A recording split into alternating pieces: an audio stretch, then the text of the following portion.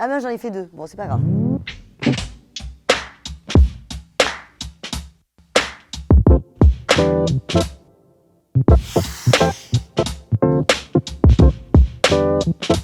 Excuse-moi, j'étais en train de lire tout l'article.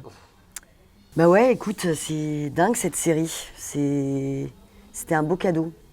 Ça a démarré comment, cette aventure-là? Un casting.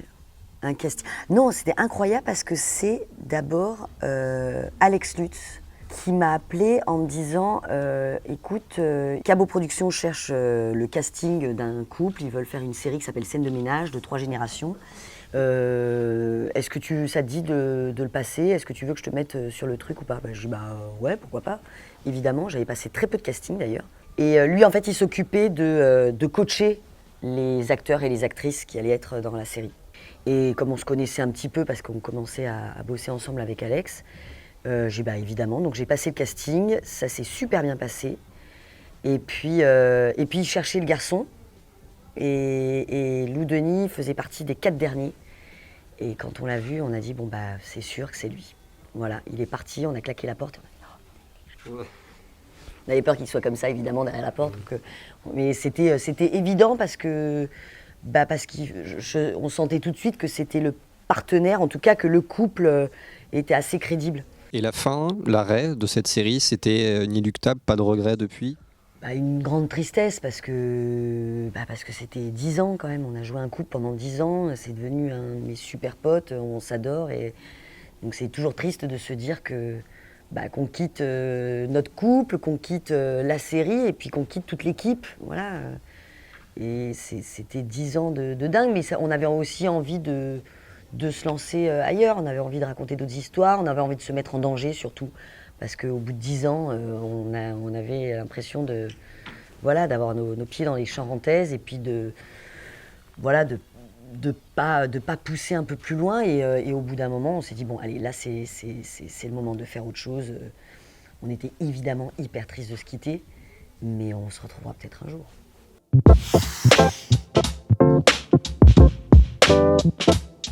Tu vois, comme quoi les accidents de la vie, ça a du bon de temps en temps. Ouais, un accident de scooter qui m'a immobilisée pendant quelques mois et du coup, j'ai eu envie d'écrire comme ça pour m'occuper. J'en avais marre d'être assise, allongée dans mon canapé à regarder la télé. Donc au bout d'une semaine, je me suis dit, je vais commencer à gratter des sketchs, des situations, des personnages. Mais au départ, c'était vraiment pour m'occuper, quoi. Jamais je me serais vue sur scène seule à écrire un one-man show. Jamais de la vie. Et puis après, j'ai rencontré Alex Lutz. Je lui ai proposé ce que j'avais écrit et il a trouvé ça bien. Et lui, il cherchait une nana à mettre en scène. Et donc voilà, l'aventure a démarré comme ça, sur un accident de scooter où je me suis dit, mais c'est horrible, je travaillerai plus, c'est affreux. Et puis finalement, 1 an après, j'étais même pas, je crois, 6 mois après, je crois que j'étais au point virgule pendant 3 représentations pour trouver des producteurs et pour produire mon spectacle. Et donc là, on est en 2011, aujourd'hui 2019. Est-ce qu'on imagine un nouveau spectacle? Ah ouais, Est-ce que c'est prévu? Ouais, j'aimerais bien, j'aimerais beaucoup. C'est marrant parce que j'ai vu Alex Lutz, donc là, il y a quelques jours, pour le féliciter pour son César. Et il m'a dit, viens, on essaye de se trouver du temps là, à la fin du mois et on essaye de réécrire un deuxième. Donc oui, pourquoi pas.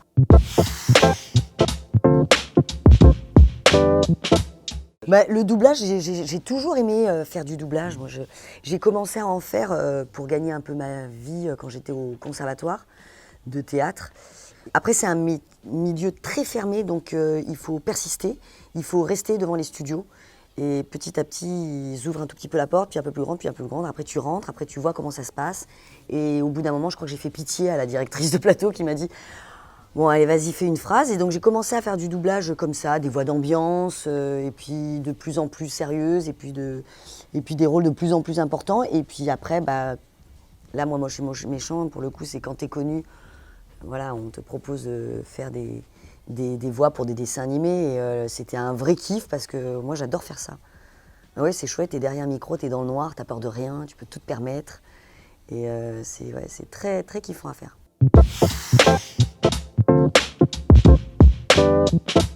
Oui, elle a été fille unique pendant 10 ans, donc c'est long quand même. Puis quand on est fille unique, on a tellement envie de pouvoir partager partager sa vie avec son frère, sa sœur. Enfin voilà, j'imagine en tout cas.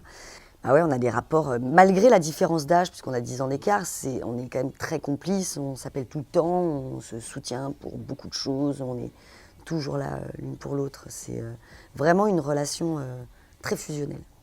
Et on a dû vous poser la question 250 fois, mais professionnellement, est-ce que ça aide ou ça peut être un frein avec des gens qui disent oui, c'est d'être la sœur, le frère d'eux? Alors moi, je dirais que plus c'est un frein parce que forcément, tu es beaucoup plus attendue quand tu es la sœur d'Alexandra Lamy, donc tu n'as pas le droit à l'erreur, donc tu vas être tout de suite plus critiquable. On te fait beaucoup moins de cadeaux, parce qu'on a l'impression que tu es pistonné pour tout, alors que non.